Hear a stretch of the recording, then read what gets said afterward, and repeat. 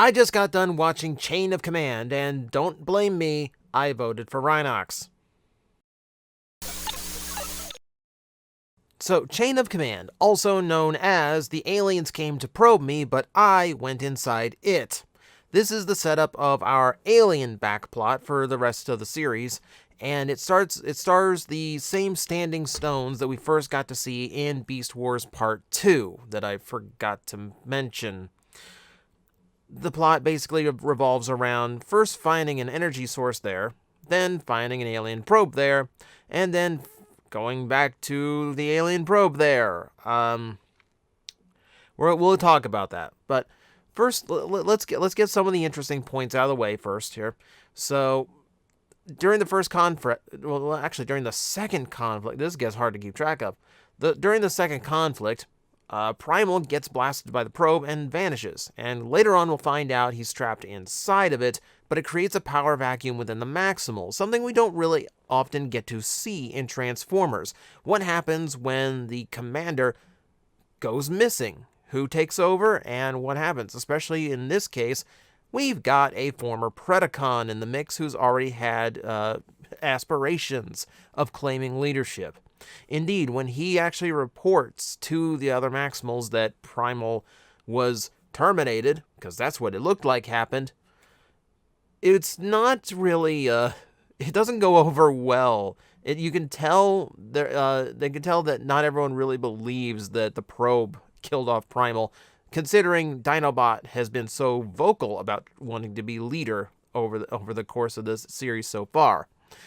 But they do handle it. They do handle it in the most traditional of Maximal senses, in what Rhinox calls the traditional Maximal way, secret ballot, which is weird because I would have thought that the traditional way of deciding leadership in the Maximals was whoever owns the nicest snow globe. It is an interesting dynamic, particularly because, like I kind of hinted at in the opening here, no one voted for Rhinox, and it seems like he would be your obvious choice for second in command. And it really genuinely kind of makes me wonder, why don't the Maximals have an official second in command?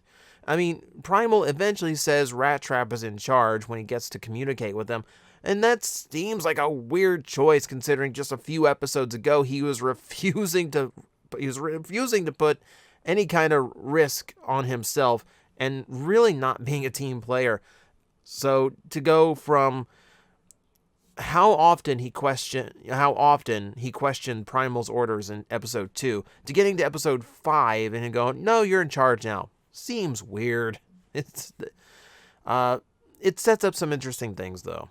Speaking of second in commands, the Predacons have one, but the Maximals do not. And Scorponok in this one actually is acting super weird.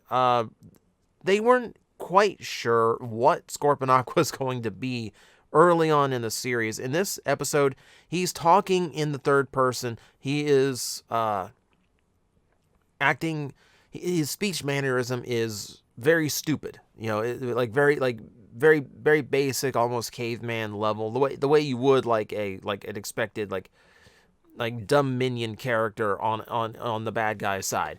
And it's so weird to see here. And it's not the only episode he's going to be like that.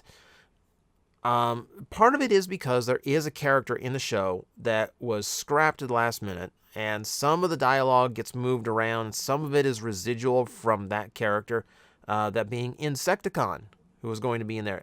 We'll see a little bit more of that once we get to Power Surge.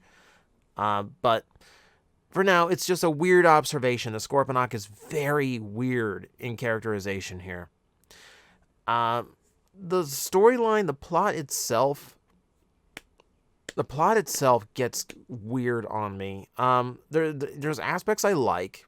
I do like this through line where Dinobot is still after leadership, but it's clear that he has respect for Primal at this point, because he won't try to take leadership from him. But he, as soon as an opening is available, he's all over that. But what's interesting to me is the way that not only does he still have that obvious aspiration, but he's actually not yet developed his love-hate relationship with Rat Trap, because when he tries to initially give commands, He wants Rat Trap to come with him to the probe.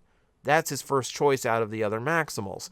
And during the conflict outside the Axalon, he is actually complimentary about Rat Trap's actions.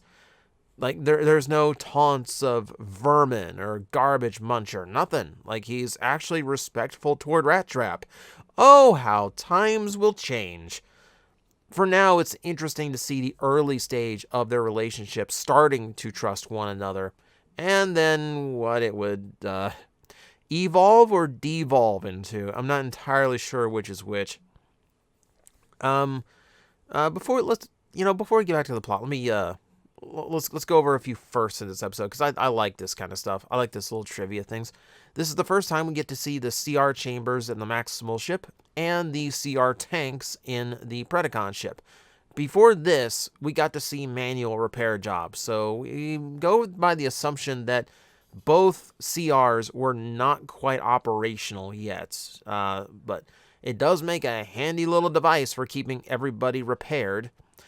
It's also the first time we get to see Rhinox's chain gun of doom, and we get to see its scrap waspinator for the first time.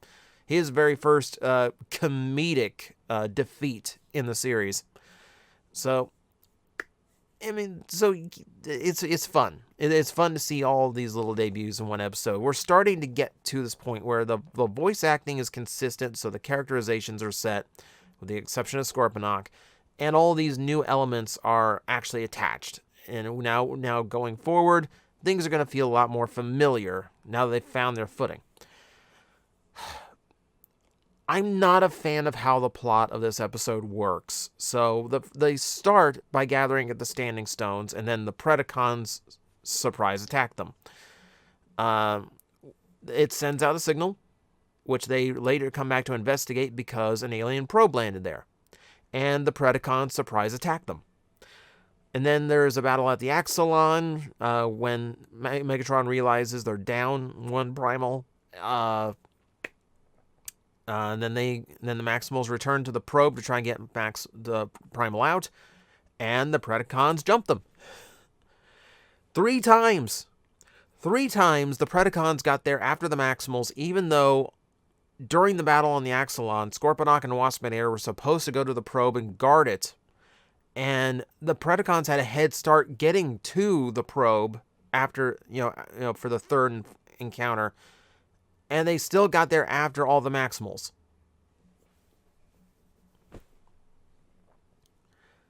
I really don't like how that aspect of the plot goes. That really, really hurts the experience watching this, just because it feels like it's treading the same ground over and over. And I keep wondering, why do we have to do this 3 times? Why do we need 3 fight sequences at the Standing Stones? And there's a fight sequence outside the Axalon. It's a very combat-heavy episode, considering there's otherwise kind of an interesting thing. I would have actually really preferred if we somehow got rid of one of the fight scenes so we could focus more on the Maximal power vacuum, because that's the more interesting side of the plot.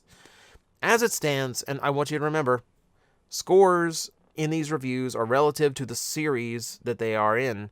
So when I say that this is a passable episode, it does still mean that I enjoy the performance, and I do think it is a good episode to watch. But in comparison to the rest of Beast Wars, the writing here definitely feels like it wasn't tight enough, and there's just a bit too much repetition in what's going on, and not enough focus on, I think, what the most interesting side of the plot is.